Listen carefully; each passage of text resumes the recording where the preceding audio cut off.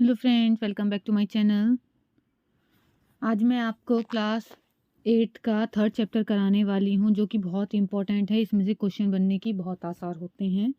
CTET exam में भी और बीपीएससी एग्ज़ाम में भी, सभी एग्ज़ाम्स में यहाँ से क्वेश्चन ज़रूर आता है। ये प्रिपरेशन मैं आपको सीटेट सेकंड पेपर की करा रही हूँ, जिसमें कि साइंस आता है। अब हम देख लेते हैं सेकंड पेपर का, क्लास 8 साइंस का चैप्टर नंबर 3 क्या क्या है इम्पोर्टेंट।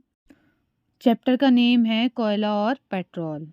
इसमें क्या इम्पोर्टेंट है उसको हम ध्यान में रखकर पढ़ेंगे। हम अपनी मूलभूत आवश्यकताओं के लिए विभिन्न पदार्थों को उपयोग में लाते हैं। मतलब कि हमारी जो ज़रूरतें होती हैं उन सभी को पूरा करने के लिए हम बहुत सारे जो पदार्थ होते हैं, मटेरियल्स होते हैं, उनका यूज़ करते हैं। इनमें से कुछ प्रकृति में पाए जाते हैं और कुछ का निर्माण मानवीय प्रयासों से किया जाता है। मतलब कुछ चीज़ें ऐसी होती हैं, कुछ तो गॉड हमें डायरेक्ट देता है, या फिर कुछ कुछ ऐसी होती हैं जिनको ह्यूमन बीइंग्स बनाते हैं। तो हमें किसमें देखना है? एक्टिविटी 1 देखनी है। क्या है एक्टिविटी 1 में? अपने दैनिक जीवन में उपयोग में लाए जाने वाले पदार्थों की एक सूची बनाइए और उनका प्राकृतिक तथा मानव निर्मित वर्गों में वर्गीकृत करिए। मतलब आपको अपने पास एक लिस्ट बना लेनी है कि ये चीज़ें हैं। फिर उसके बाद क्या देखना है जो मानव निर्मित हैं वो यहाँ मेंशन करेंगे, जो ह्यूमन ने बनाई हैं, और जो गॉड ने बनाई हैं वो आप यहाँ पर मेंशन कर रही हैं प्राकृतिक वाले में। तो इतना काम आप कर लेंगे। क्या इस सूची में वायु, जल, मृदा और खनिज सम्मिलित हैं? आपको ये भी सम्मिलित करना है, मतलब इनको ऐड करना है जो जो इसमें है, एयर को, वाटर को, डस्ट को और मटेरियल्स को, क्योंकि ये सभी प्रकृति द्वारा उपलब्ध कराए जाते हैं। ये प्राकृतिक संसाधन कहलाते हैं, क्योंकि ये जो मटेरियल्स हैं, ये सब चीज़ें जो हैं ये गॉड से मिलती हैं, इसलिए इन्हें क्या बोलते हैं?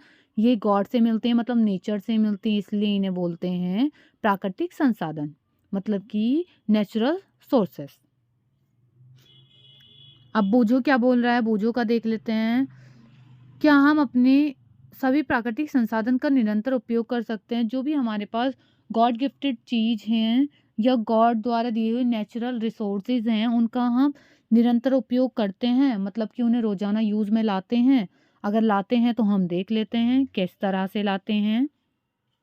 क्या वायु, जल और मृदा, मतलब कि डस्ट, एयर एंड वाटर, मानवीय क्रियाकलापों द्वारा समाप्त हो जाते हैं? जल के बारे में आप कक्षा 7th में पढ़ चुके हैं। क्या जल एक असीमित संसाधन है? यस, जल एक असीमित संसाधन है। प्रकृति में विभिन्न संसाधनों की उपलब्धता की दृष्टि से प्राकृतिक संसाधनों को व्यापक रूप से 2 वर्गों में बांटा जाता है।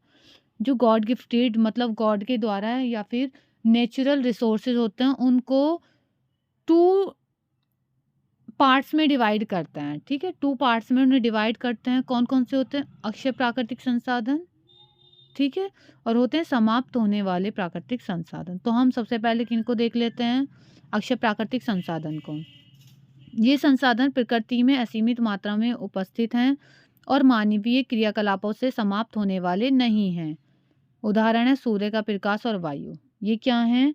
ये ऐसे रिसोर्सेज हैं जो अनलिमिटेड हैं, इनकी कोई सीमा नहीं है और इनको समाप्त नहीं किया जा सकता। उदाहरण है उनके सूर्य का प्रकाश और वायु, एयर और सनलाइट। आगे देख लेते हैं, आगे कौन सा है? समाप्त होने वाले प्राकृतिक संसाधन। वो कौन से हैं? प्रकृति में स्रोतों की मात्रा सीमित है, मतलब ये सीमित हैं, लिमिटेड हैं। ये मानवीय क्रियाकलापों द्वारा समाप्त हो सकते हैं।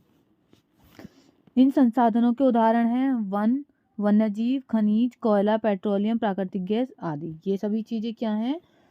ये सभी हैं जो ख़त्म हो जाती हैं, मतलब फिनिश होने वाले नेचुरल रिसोर्सेज।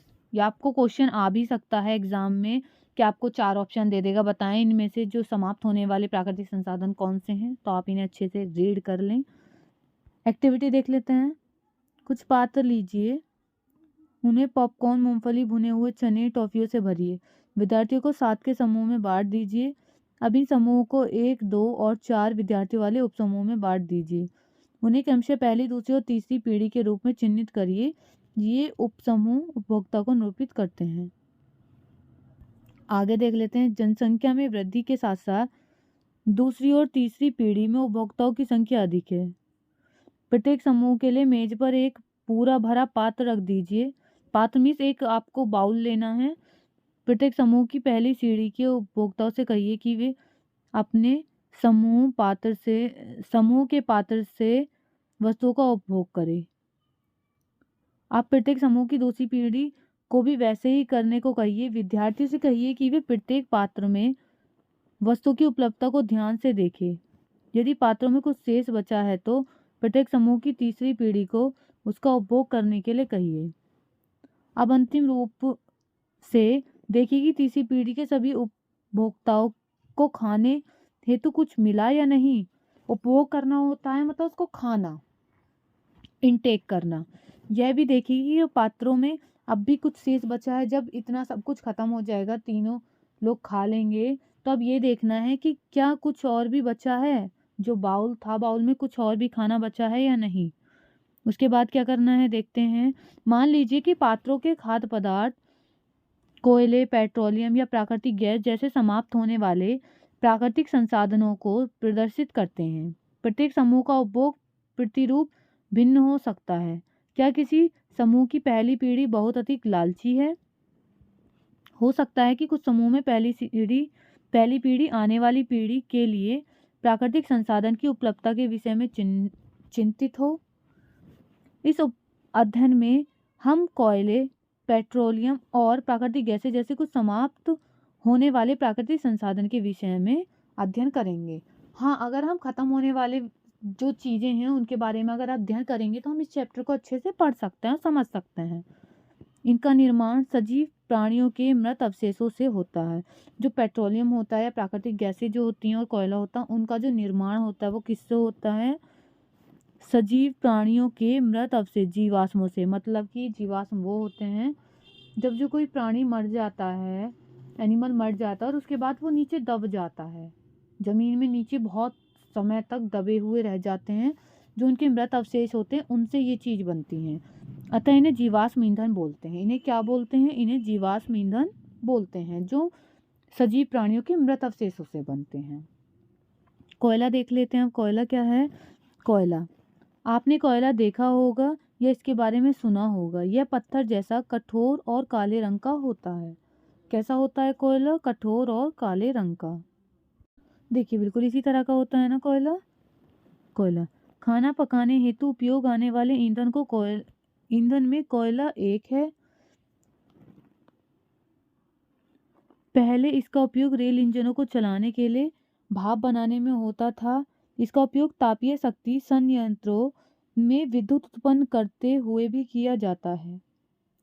कोयले का उपयोग विभिन्न उद्योगों में ईंधन के रूप में भी किया जाता है। ठीक है, बहुत सारे उद्योग होते हैं जिनमें इसका उपयोग ईंधन के रूप में भी किया जाता है।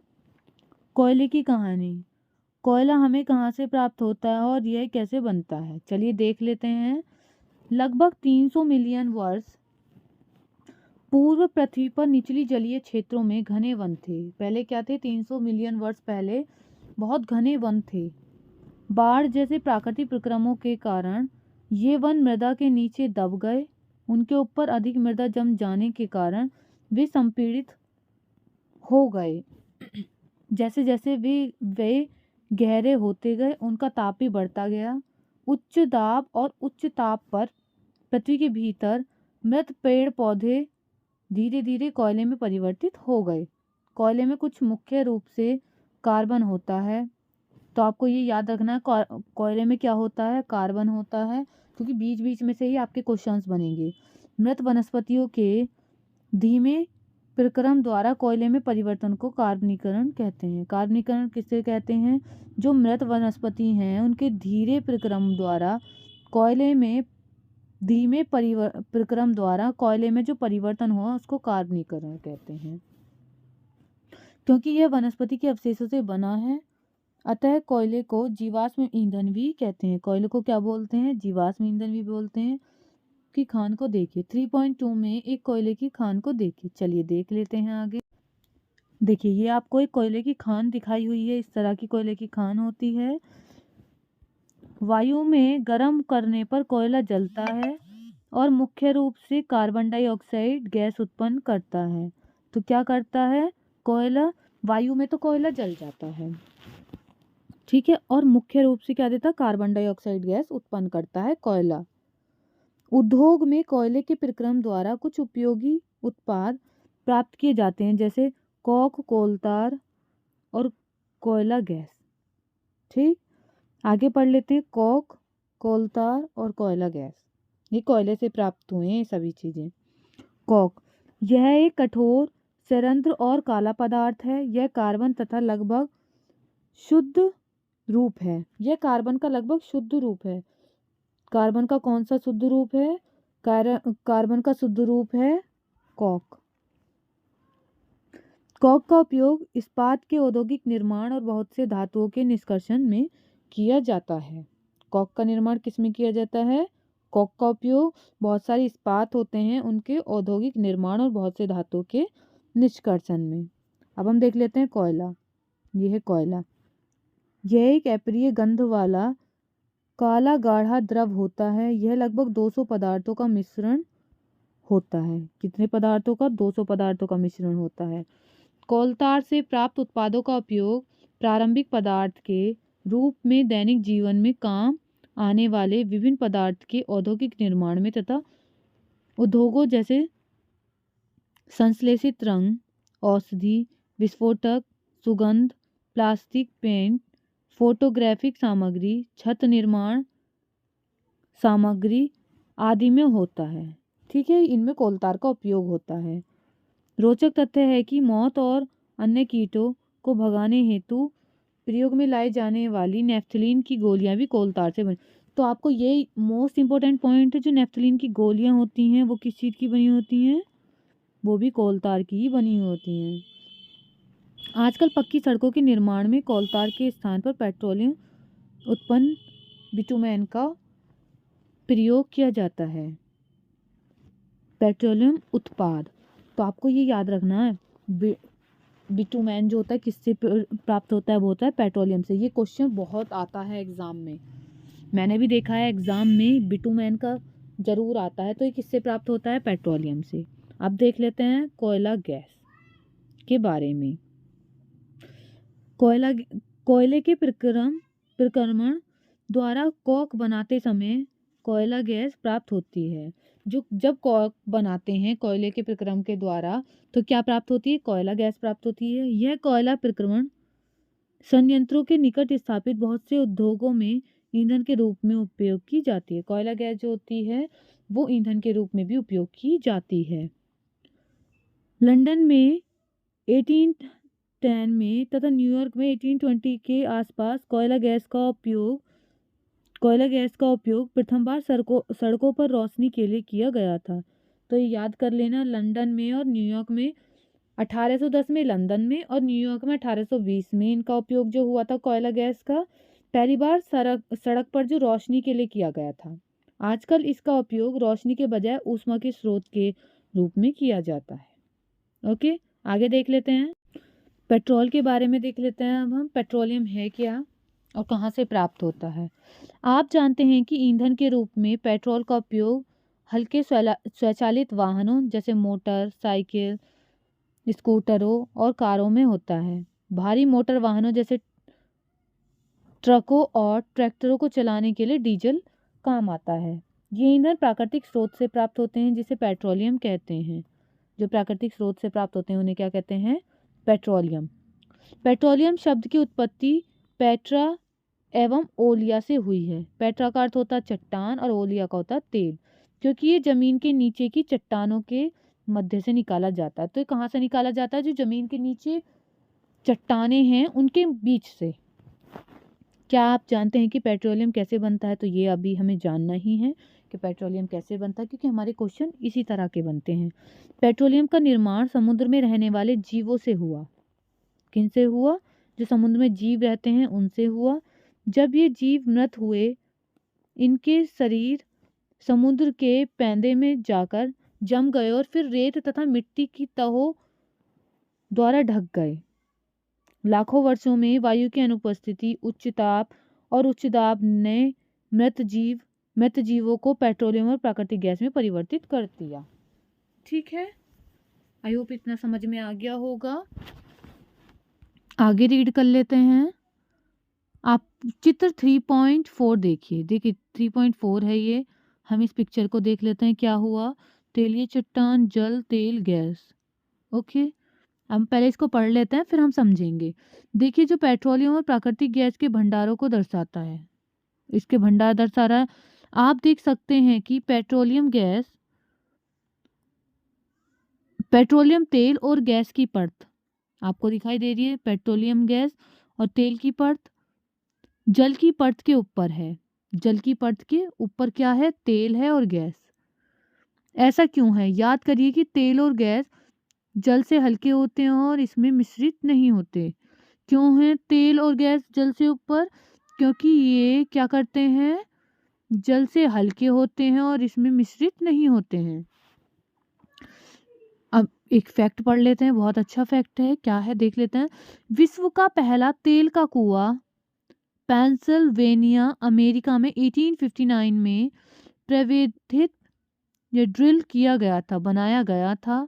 8 वर्ष बाद 1867 में असम के माकुम नामक स्थान पर तेल का पता चला। भारत में तेल असम, गुजरात, बॉम्बे हाई और गोदावरी तथा कृष्णा नदी के बेसिन में पाया जाता है। ये इंपॉर्टेंट पॉइंट है, आप इसको बहुत अच्छे से पढ़ लीजिएगा कि पहला तेल का कुआं पेंसिल्वेनिया, अमेरिका में, और उसके 8 साल बाद कहाँ पर मिला? 1867 में असम के माकुम नामक स्थान पर तेल का पता चला। और भारत में कहाँ पर तेल होता है? असम में, गुजरात में, बॉम्बे हाई में और गोदावरी तथा कृष्णा नदी के बेसिन में। आगे पढ़ लेते हैं। पेट्रोलियम का परिष्करण। पेट्रोलियम गहरे रंग का तेलीय द्रव है। इसकी गंध अप्रिय होती है, मतलब गंध बहुत अजीब सी होती है जो अच्छी नहीं लगती है। वह विभिन्न संगठकों जैसे पेट्रोलियम गैस, पेट्रोल, डीजल, स्नेहक तेल, पैराफिन, मोम आदि का मिश्रण होता है। पेट्रोलियम के विभिन्न संगठकों प्रभाजों को पृथक करने का प्रक्रम परिष्करण कहलाता है। यह कार्य पेट्रोलियम परिष्करणी में संपादित किया जाता है। पेट्रोलियम के विभिन्न संगठक और उनके उपयोग इस जो आपके पास सारणी दी हुई है उसमें है। देखते हैं क्या क्या है पेट्रोलियम के संगठक, मतलब क्या क्या चीज़ें मिलती हैं। एलपीजी, पेट्रोल, मिट्टी का तेल, डीजल, स्नेहक तेल, पैराफिन, मोम और बिटुमेन। उपयोग देख लेते हैं। एलपीजी जो होती है सभी को पता होगा एलपीजी होती क्या है। घरों और उद्योगों में ईंधन के रूप में यूज़ होती है एलपीजी गैस। जो आपके घर में खाना बनता है ना, उसके जो सिलेंडर में भरी हुई होती है वही होती है एलपीजी गैस। पेट्रोल का उपयोग होता है मोटर ईंधन, शुष्क धुलाई के विलायक के लिए। मिट्टी के तेल का उपयोग स्टोव में, लैंप और जेट वायुयानों के ईंधन में। ये आपको इनकी ज़रूरत नहीं है, इनको एक बार अच्छे से देख लीजिएगा। बट जो ये हैं, जो संगठक हैं पेट्रोल के, ये आपको ध्यान से देखने हैं क्योंकि पूछता है एग्जाम में। बताएं कौन कौन सी चीज़ें हैं जो पेट्रोलियम के संगठक हैं। तो कौन कौन से हैं? एलपीजी, पेट्रोल, मिट्टी का तेल, डीजल, स्नेहक तेल, पैराफिन, मोम और बिटुमेन। ओके, अब हम पढ़ लेते हैं, फैक्ट पढ़ लेते हैं। बहुत अच्छा फैक्ट दे रखा है, इसको रीड करते हैं। पेट्रोलियम और प्राकृतिक गैस से अनेक उपयोगी पदार्थ प्राप्त किए जाते हैं। इन्हें पेट्रो रसायन कहते हैं। ओके, इनका उपयोग अपमार्जक जैसे पॉलिएस्टर, नायलॉन, एक्रिलिक आदि, पॉलीथीन और अन्य मानव निर्मित प्लास्टिक आदि के औद्योगिक निर्माण में किया जाता है। प्राकृतिक गैस से प्राप्त हाइड्रोजन गैस का उपयोग उर्वरकों के उत्पादन हेतु भी किया जाता है। अपने बहुत अधिक व्यावसायिक महत्व के कारण पेट्रोलियम को काला सोना भी कहते हैं। पेट्रोलियम काला सोना किसको बोलते हैं? काला सोना बोलते हैं पेट्रोलियम को। ये मोस्ट इंपॉर्टेंट पॉइंट है, याद रखना है कि काला सोना किसे बोलते हैं? पेट्रोलियम को। अब हम पढ़ने जा रहे हैं, हमारा नेक्स्ट पॉइंट है। क्या पढ़ेंगे नेक्स्ट पॉइंट? नेक्स्ट पॉइंट पढ़ेंगे हम प्राकृतिक गैस। कि प्राकृतिक गैस कौन सी होती हैं? प्राकृतिक गैस एक बहुत महत्वपूर्ण जीवाश्म ईंधन है क्योंकि इसका परिवहन पाइपों द्वारा सरलतापूर्वक हो जाता है। प्राकृतिक गैस का, जिसे सीएनजी बोलते हैं। प्राकृतिक गैस को उच्च दाब पर संपीड़ित प्राकृतिक गैस के रूप में भंडारित किया जाता है। सीएनजी का उपयोग ऊर्जा उत्पादन हेतु किया जाता है। अब इसका उपयोग परिवहन वाहनों में ईंधन के रूप में भी किया जाता है क्योंकि यह कम प्रदूषणकारी है। जो सीएनजी होती है उसका उपयोग वाहनों के लिए भी किया जाता है, वाहन चलाने के लिए भी, क्योंकि इसमें प्रदूषण कम होता है। यह एक स्वच्छ ईंधन है। सीएनजी का अधिक लाभ यह है कि इसे घरों और कारखानों में सीधा जलाया जा सकता है, जहां इसकी आपूर्ति पाइपों के माध्यम से की जाती है। पाइपों के माध्यम से यूज होता है, ठीक है, निकाला जाता है। तो ये क्या होता है, ये बहुत अच्छा गैस है, प्राकृतिक गैस है सीएनजी, जिसका इसमें बहुत कम प्रदूषण होता है। इसलिए इसका उपयोग कहाँ कहाँ करते हैं, बहुत से कारखानों में भी करते हैं, घरों में भी करते हैं, और ईंधन को वाहन को चलाने के लिए भी करते हैं। आगे देख लेते हैं। पाइपलाइनों का ऐसा जाल वडोदरा, गुजरात, दिल्ली के कुछ भागों और अन्य स्थानों पर उपलब्ध है। जो हम सीएनजी निकालते हैं पाइप से, उसका वो कहाँ कहाँ मिलता है, वडोदरा, गुजरात में है, जो कि दिल्ली के कुछ भाग हैं, इन जगह पर भी है। तो आपको ये याद रखना है क्योंकि नेम आ जाता है पूछने के लिए। तो हमें यही तो चीज़ें देखनी है कि क्या क्या चीज़ें मोस्ट है। तो हमारे लिए यही मोस्ट है, वडोदरा में, गुजरात और वडोदरा में। आगे पढ़ते हैं। प्राकृतिक गैस का उपयोग प्रारंभिक पदार्थ के रूप में बहुत से रसायनों और उर्वरकों के औद्योगिक निर्माण में किया जाता है। भारत में प्राकृतिक गैस के विशाल भंडार हैं। हमारे देश में प्राकृतिक गैस त्रिपुरा में, राजस्थान में, महाराष्ट्र में और कहाँ मिलती है, कृष्णा गोदावरी डेल्टा में पाई जाती है। ये इम्पोर्टेंट है। तो कहाँ कहाँ मिलती है ये देख लेते हैं। भारत में जो मिलती है, त्रिपुरा, राजस्थान, महाराष्ट्र और कृष्णा गोदावरी डेल्टा। अब देख लेते हैं बूझो क्या कह रहा है, क्या पूछना चाह रहा है। क्या प्रयोगशाला में मृत जीवों से कोयला, पेट्रोलियम और प्राकृतिक गैस बनाई जा सकती है? अब देखो पहेली क्या आंसर देती है। नहीं, इनका बनना एक बहुत धीमा प्रक्रम है और इनके बनने की परिस्थितियां प्रयोगशाला में उत्पन्न नहीं की जा सकती, क्योंकि ये बहुत एक लेंथी प्रोसेस है जिसको प्रयोगशाला में नहीं कर सकते हैं। अब आगे पढ़ लेते हैं। कुछ प्राकृतिक संसाधन सीमित हैं। आपने इस अध्याय के प्रारंभ में पढ़ा है कि कुछ प्राकृतिक संसाधन जैसे जीवाश्म ईंधन, ईंधन, वन खनिज आदि समाप्त होने वाले होते हैं। आप जानते हैं कि कोयला और पेट्रोलियम जीवाश्म ईंधन है। मृत जीवों के ईंधन में परिवर्तन के लिए लाखों वर्ष का समय लग जाता है। दूसरी ओर इनके ज्ञात भंडार कुछ 100 वर्षों से चलने वाले हैं। इसके अतिरिक्त इन ईंधनों का जलना वायु प्रदूषण का प्रमुख कारण है। इनका संबंध विश्व उष्णन से भी है। अतः यह आवश्यक है कि हम इन ईंधनों का उपयोग तभी करें जब नितांत आवश्यक हो। इसके परिणाम स्वरूप पर्यावरण बेहतर बनेगा, विश्व उष्णन का कम खतरा रहेगा और ईंधनों की उपलब्धता लंबे समय तक होगी। भारत में पेट्रोलियम संरक्षण अनुसंधान संघ, जिसे क्या बोलते हैं, पीसीआरए, लोगों को सलाह देता है कि गाड़ी चलाते समय किस प्रकार पेट्रोल डीजल बचाएं। ठीक है, ये आपको भी ध्यान रखना है। अगर आप जहां तक संभव हो गाड़ी समान और मध्य गति से चलाइए। यातायात लाइटों पर अथवा जहां आपको प्रतीक्षा करनी हो गाड़ी का इंजन बंद कर दीजिए। टायरों का दाब सही रखिए और गाड़ी का नियमित रखरखाव सुनिश्चित कीजिए। तो आई होप आपको यहाँ तक समझ में आ गया होगा। ये आपका चैप्टर कंप्लीट हो गया है। ये बहुत इंपॉर्टेंट चैप्टर है, इसलिए मैंने आपको पहले ही करा दिया है ये चैप्टर। तो अगर वीडियो अच्छी लगी है तो लाइक कीजिए और कमेंट भी कीजिएगा। कैसी लगी है, कोई चीज़ समझ में ना आए तो कमेंट भी कीजिएगा। मैं आपको आपके जो कमेंट करेंगे उसके माध्यम से मैं आपको रिप्लाई भी दूँगी।